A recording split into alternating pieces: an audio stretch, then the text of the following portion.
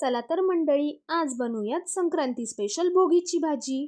त्यासाठी कांदा, टोमॅटो, हरभरा, ऊस, वाटाणा, गाजर, वालाच्या शेंगा, कोथिंबीर, कढीपत्ता, वांग, डिंगरी, बोर अशा सर्व भाज्या चिरून घ्यायच्या आहेत. कढईत तेल तापले की त्यामध्ये मोहरी, जिरे आणि कढीपत्ता तडतडून घ्यायचा आहे. आता त्यामध्ये बारीक चिरलेला कांदा टाकून तो परतून घ्यायचा आहे. त्याचबरोबर आलं, लसूण आणि खोबरे यांचे मिश्रण टाकून 1 मिनिट परतून घ्यायचे आहे. आता सर्व भाज्या यामध्ये टाकून त्या चांगल्या 2 ते 3 मिनिटे वाफून घ्यायच्या आहेत. आता या मिश्रणामध्ये 1 चमचा मीठ टाकून 1 मिनिट परतून घ्यायचे आहे.